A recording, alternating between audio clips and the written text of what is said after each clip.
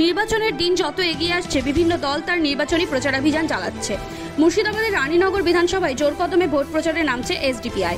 মঙ্গলবার রানীনগর বিধানসভার টেকারাইপুরে কর্মী সভার মধ্যে দিয়ে এসডিপিআই প্রার্থী হিসেবে বিশিষ্ট সমাজসেবী ও শিক্ষক শাহের আলমের নাম ঘোষণা করা হয়।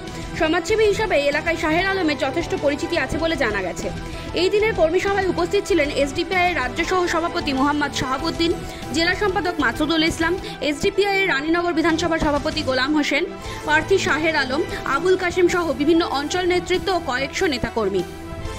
উল্লেখ্য, রানীনগর বিধানসভার বর্তমানে কংগ্রেসের বিধায়িকা ফিরোজা বেগমকে আবারও টিকিট দিয়েছে কংগ্রেস। ফিরোজা বেগমের প্রতি রয়েছে এলাকার মানুষের ক্ষোভ। তিনি নাকি বিগত 10 বছরে সেভাবে কিছুই করেননি। অন্যদিকে রানীনগর বিধানসভায় তৃণমূল কংগ্রেসের প্রার্থী সৌমিক হোসেনের বিরুদ্ধে রয়েছে নানান দুর্নীতির অভিযোগ। এই মুহূর্তে এসডিপিআই একজন সমাজসেবী হিসেবে পরিচিত মুখ শাহের আলমকে প্রার্থী ঘোষণা করায় চিন্তার ভাঁজ পড়বে অন্যান্য রাজনৈতিক দলগুলির কপালে, এমনটাই মনে করছে এসডিপিআই।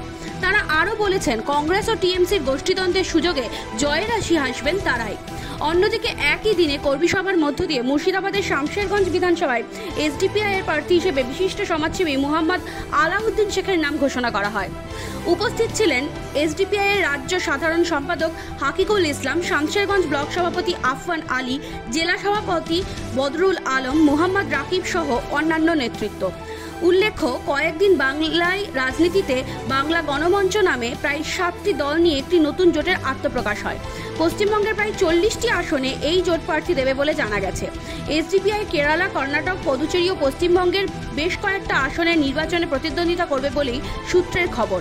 বলবো যে Social Democratic Party of India সারা ভারতবর্ষে যে লক্ষ্যে কাজ করছে, আমরাও রানীনগরকে সেই লক্ষ্যেই আমরা এগিয়ে নিয়ে যাব।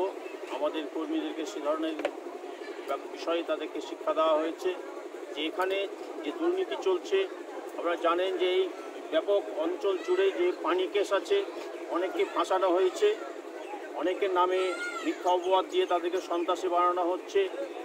তারপরে যে জনগণের যে পরিষেবা, স্বাস্থ্য থেকে শিক্ষা থেকে বিভিন্ন ক্ষেত্রে সেই পরিষেবা থেকে মানুষ বঞ্চিত হচ্ছে। আমরা আশা করব এই বঞ্চনার যে লড়াই আমরা করছি, সে লড়াইয়ের আহ্বানে আমরা আমাদের সারা দেবে এলাকার মানুষ আমাদের ভোট দেবে।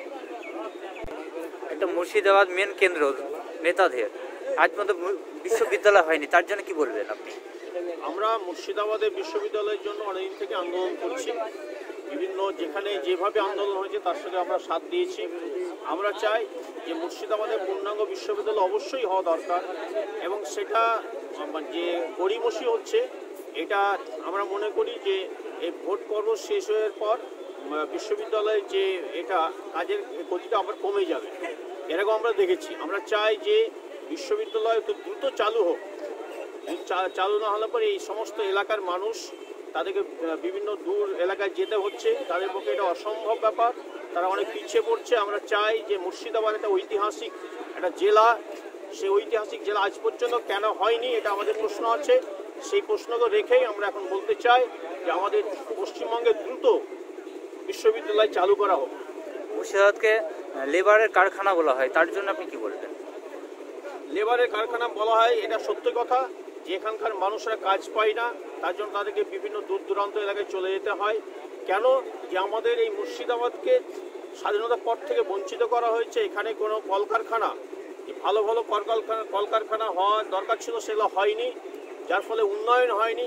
এই মানুষ তার জন্য এখানে কোনো কাজ পাচ্ছে না, তারা বাইরে চলে যাচ্ছে। আমরা চাই যে এই এলাকায় উন্নয়ন হোক, এখানকার মানুষ এখানে থাকুক, এখানে সপরিবারে তারা এখানে সুখে শান্তিতে বসবাস করুক, এটাই আমরা চাই। এখানে উন্নয়ন হোক। আপনার পুরো নাম?